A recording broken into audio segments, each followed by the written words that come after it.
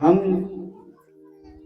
जो भी भागवत कथा या कीर्तन करते हैं उसका फल क्या है, सिर्फ इतना ही मैं बताना चाहता हूँ आप लोगों को। अभी प्रहलाद महाराज का जो प्रसंग चल रहा था, प्रहलाद महाराज ने एक बहुत बड़ी शिक्षा हम लोगों को दी है। श्रवणम कीर्तनम विष्णु स्मरणम पाद सेवनम अर्चनम वंदनम दास्यम सख्यम आत्मनिवेदनम। जितना भी हो सके अधिकतम, जितना हो सके मतलब न्यूनतम नहीं है, कम से कम नहीं है, अधिक से अधिक जितना हो सके हमें भगवान की कथाओं का श्रवण करना चाहिए। भगवान के 5 तरह की माधुरी होती है, उसमें नाम, हमें भगवान के नामों का कीर्तन करना चाहिए, भगवान के नामों का जप करना चाहिए, है ना। एक पुराण है, 18 पुराणों में से एक बृहन नारदीय पुराण।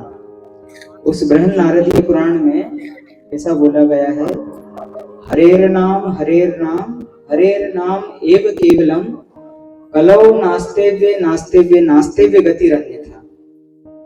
आप सभी ने मूवीज पिक्चर तो देखी होगी, फिल्म देखी होगी।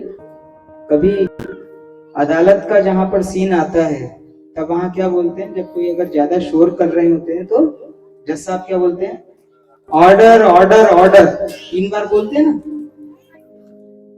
तो वो 3 बार बोलने की जो रीति है वो बहुत पुरानी है, पुराणों से ली गई है। कैसे बोला गया है, हरेर नाम हरेर नाम हरेर नाम एव केवलम, 3 बार बोला ना।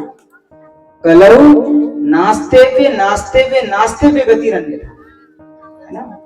इस कलयुग के अंदर हरि का नाम और केवल हरि का नाम ही कलयुग के समस्त कल्मशों को नाश करने वाला है, नाश करने वाला है, नाश करने वाला है, और इसके अलावा और कोई गति नहीं है।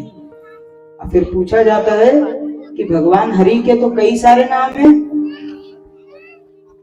है ना। अभी व्यास जी महाराज ने कितने सारे नामों का आपसे जयकार करवाई थी। द्वारकाधीश भगवान की जय, वामन भगवान की जय, मोहिनी अवतार की जय, करवाया ना। तो कलयुग में हमें किस नाम का, महाराज जी ने शब्द बोला था ना कि मंत्र जो है, मंत्र क्या है, हमको भगवान से जोड़ने वाला है। अभी पतंग उड़ाने का सीजन आ गया है, हाँ, सभी पतंग उड़ा रहे होंगे, वो उड़ाते होंगे। तो एक पतंग को उड़ाने के लिए किन किन चीजों की आवश्यकता है, बता सकते हैं कोई? हाँ बताओ, हाँ बोलो। बहुत बढ़िया, सबसे पहली चीज जो है वो धागा। तो अभी समझिए, एक धागा, एक पतंग और एक उड़ाने वाला, इन 3 चीजों की आवश्यकता है ना। तो अगर हमें भगवान की प्राप्ति अगर करना है तो हमारे यानी जीव और भगवान के बीच में जो धागा है वो धागा क्या है, वो मंत्र है, वो भगवान का नाम है। तो कलयुग में हमें कौन सा नाम लेना चाहिए?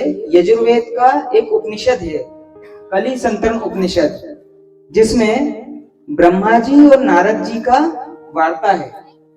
नारद जी ब्रह्मा जी से पूछते हैं, पिताजी ऐसी कौन सी चीज है, ऐसी कौन सी वस्तु है, ऐसा क्या कर्म है जिन कर्मों को करने से ये जो कलयुग के जो मंद बुद्धि, ऐसा मैं नहीं बोल रहा हूं, शास्त्रों में, ये शास्त्रों में लिखा हुआ है, कलयुग के जीवों की स्थिति बताई गई है, मंद बुद्धि, अल्पायु, है ना।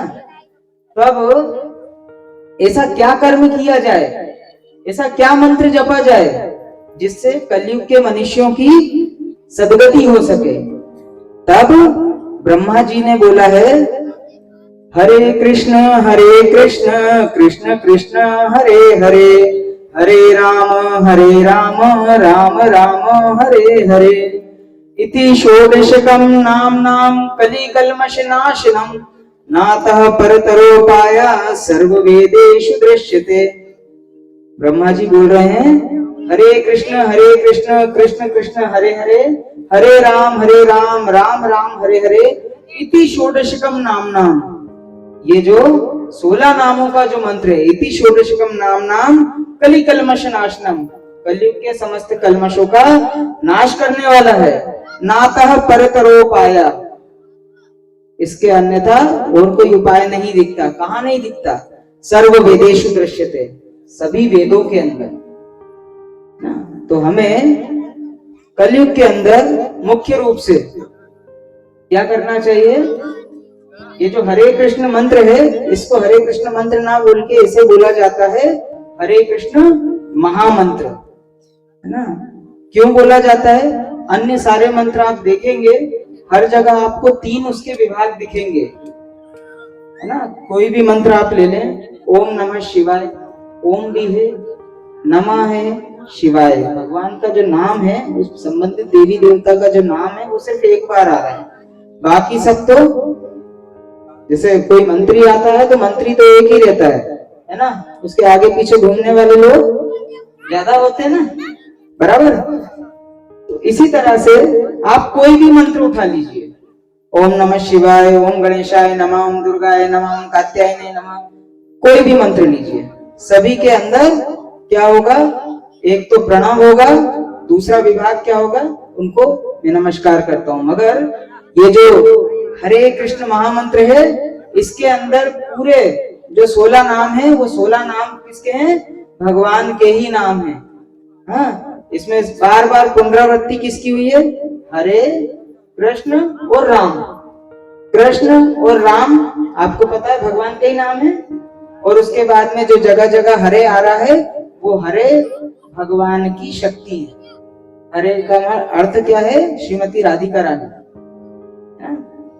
तो इस तरह से हम इस मंत्र को जब पढ़ेंगे तो हमारा बिल्कुल भी समय क्या नहीं होगा? खराब नहीं होगा।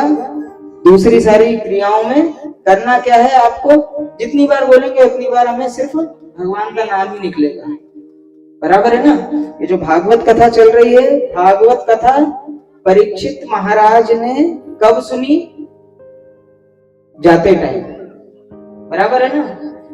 वो बहुत शुद्ध भक्त थे, शुद्ध भक्तों की वंशावली थी, ठीक है? परंतु हम लोग हो सकता है उतने शुद्ध नहीं है। एक पेपर को पास करने के लिए बच्चे जो लोग पढ़ रहे हैं उनको मालूम है कि एक क्लास को पास करने के लिए हमें साल भर पढ़ना होता है, तब जाके कहीं हम आखिरी समय में जो वार्षिक परीक्षा जो होती है, वार्षिक परीक्षा में वो बच्चे एग्जाम दे करके और आगे बढ़ पाते हैं। अब जीवन भर अगर भगवान का नाम नहीं लिया और हम सोचें कि जब बुढ़ापा आएगा तब करेंगे, या फिर जब हमारा आखिरी समय आएगा तब करेंगे, तो क्या लगता है आपको? तो उस समय भगवान का नाम मुंह से निकलेगा? नहीं निकलेगा ना। इसलिए मेरी आप सभी से प्रार्थना है, करबद्ध निवेदन है, व्यास जी महाराज से भी निवेदन है कि जहां तक जितना ज्यादा हो सके आप हरे कृष्ण महामंत्र का कीर्तन करवाया कीजिए। और आप भी सब कम से कम, अगर माला अगर आप लोगों के पास में हो, किसी चीज की आवश्यकता नहीं है, उसमें कोई शुद्धि नहीं, कोई अशुद्धि नहीं। आप किसी भी स्थिति में हो, कहीं पर भी हो, कैसे भी हो, आप कोई भी काम कर रहे हो, मगर आप भगवान के नाम को जब जपते हैं तब नाम को जपने के लिए किसी प्रकार की कोई शर्त नहीं होती है ना? ये हम लोग भी माला लेकर के साथ में रहते हैं, जिस समय भी हमको समय मिल जाता है, जैसा भी समय मिल जाता है वैसा माला निकाल के अपनी जप करना शुरू कर देते हैं, है ना? तो आप किसी भी स्थिति में हो, कई लोग बोलते हैं कि हम ऐसी स्थिति में हम नहाए नहीं है, हम तो अभी ये कर्म करके आ रहे हैं, हमारे घर में ये खाते हैं, ये पीते हैं, ऐसा होता है, वैसा होता है। इस हरे कृष्ण महामंत्र को जप करने में किसी प्रकार का कोई व्यवधान नहीं, कहीं पर भी। आपको सिर्फ मन से, भगवान सिर्फ आपसे एक ही चीज मांगता है, प्रेम। आपको सिर्फ और सिर्फ प्रेम से भगवान का नाम लेना चाहिए। और वो प्रेम कैसा होना चाहिए कि आपके आंखों से आंसू निकलने लग जाए, है ना? आपका जो कंठ है वो रुद्ध हो जाए, बोलते न बने। वो जब प्रेम जिस क्षण आ जाएगा, तो उस समय हमें किसी क्रियाकर्मों की आवश्यकता नहीं पड़ेगी, कर्मकांडों की आवश्यकता नहीं पड़ेगी, सिर्फ भगवान का प्रेम पूरित नाम होना चाहिए। ठीक है, तो एक बार सभी मेरे साथ में बोलेंगे हाथ ऊपर करके, हरे कृष्ण कृष्ण कृष्ण हरे हरे, हरे राम राम राम हरे हरे। बोलिए ग्रंथराज भागवत महापुराण की, हरिनाम महाप्रभु की। हरे कृष्ण।